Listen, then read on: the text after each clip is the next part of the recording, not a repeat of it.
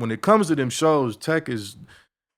He's top tier. He's like at the top. He's like at the top of that. I personally think in hip hop he's the best. Yeah, like there's nobody doing that shit like him. So it's like, all right, you wanna come over here and get what I'm getting down with. You better bring it. No rapping over your vocals and shit like that. And you know what I'm saying? I think it was super cemented to me too. The first tour that he went out without Chris. Mm-hmm. And he came out as like the clown, the gangster. I remember that. And he had the screens.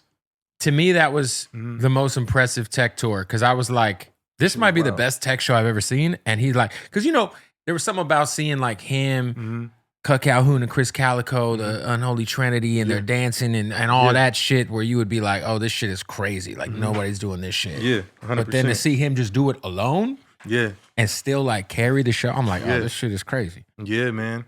Yeah, so getting out there, doing that, and then the ISO chants, man. Like when you got 6,000 to 10,000 people chanting ISO back to back, I'm like, I appreciate every last one of them motherfuckers that have ever did that because what it did was it showed Tech and it showed Trav. They're like, yo, like we might have something here.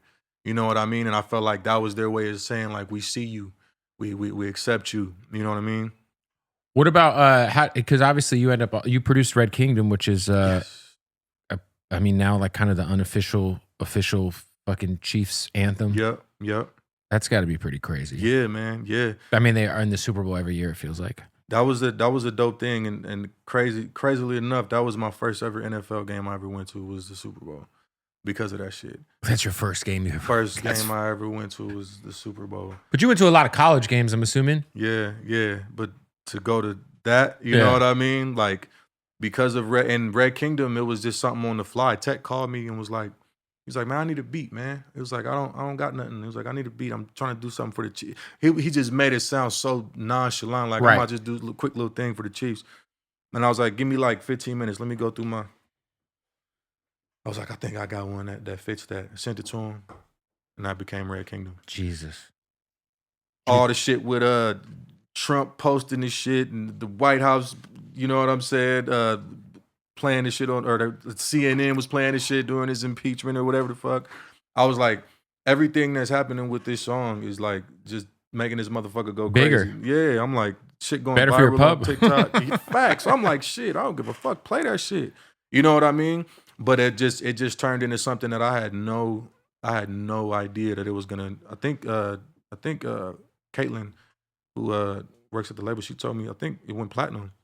I think so. Yeah, I think it's up there for sure. Is it bigger than Face Off? I think they're like this. Yeah. So I'll be the first person at Strange Music that ever had a production that went platinum. And I mean, shit, probably double. And you already got 2 golds. That's crazy. That shit's crazy. Yeah. That's Where do you put the plaques at the house? Facts. I need to find out. I'm gonna knock some shit off the wall, make some room. You know what I mean? That's a big deal, man. Yeah, that's a beautiful thing. For you, is there, because you obviously have worked with a lot of dope artists. Is there who's kind of like your bucket list feature that you still want to work with? It's kind of like, obviously everyone's gonna say Jay-Z or whoever, but like a realistic feature that you would like to make happen. There's a few, man. There's a few. I'm a big Lil Wayne fan. Weezy would be crazy. Yeah, I would love to do the Yoda song's going nuts. He's got a relationship with Strange already. Yeah. I would really want to do something with Wayne. Eminem for sure. That's definitely up there. Shout out Royce the 5'9". Royce is crazy. He's like, yeah. There's a few. There's a few that I really, really want to work with. You know what I mean? Just from that golden era. Even like, and this is something that probably is a curveball for a lot of people, but I really fuck with Immortal Technique. I love Immortal Technique. Yeah, like that, like, man. Devil's Dance. I mean, Immortal Technique, I learned so much shit about, the fucking CIA and all kind of crazy shit. Come on. Immortal Technique, he living woke me cocaine. Up. For sure. I was listening to that shit in high school, and I'm like, yo. Oh, yeah. Immortal Tech, look, same here in high school, and then I remember seeing that motherfucker live, and it was like, this is fucking crazy. Yeah, Immortal Tech. I got to interview him recently, a couple years ago. He's solid as fuck too. Hell yeah. Yeah, he's an intense guy, man.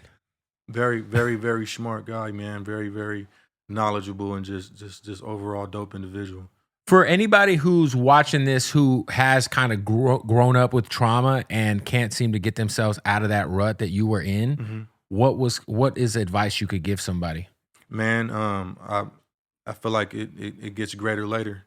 I feel like everything that happens to you is definitely temporary if you take your time and work through it.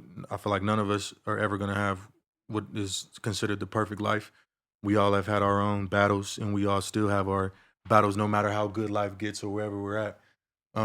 Just take it day by day, and you just continuing to keep going is motivation for a lot of people that don't have the strength to get out of bed today. Yeah, You know for what I sure. mean? Like, we go on the road and we do these meet and greets, and people tell me I saved their lives just from speaking out my personal experiences and beliefs. You know what I mean?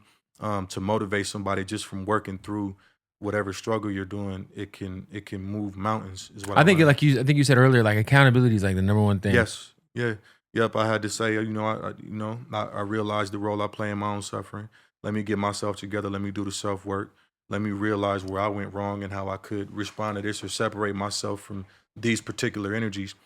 And life started to work in my favor after that. You know what I mean? Like, I feel like life is definitely cycle based. Obviously, the world spins and spins. You know what I mean? So I'm like, I can recognize when certain things are happening in certain type of situations, even just mentally. You know what I mean? For So sure. I'm like, it'll get greater later. Just take your time and work through it. Allow yourself to feel what you need to feel.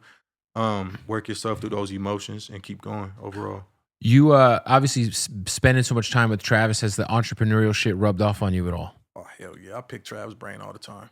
And wildly enough, Trav would always be like, man, I try to tell like certain people about it, they just don't want to hear it. I'm like, show me.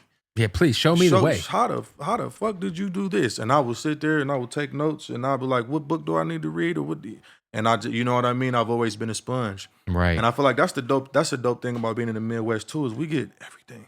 Right. Everything just gets dumped in the middle. And I'm like, oh, okay, I learned this. I learned how to make beats like this, listening to Dre growing up. Okay, well, I know how to make some Timberland type shit. I know how to make this type of shit.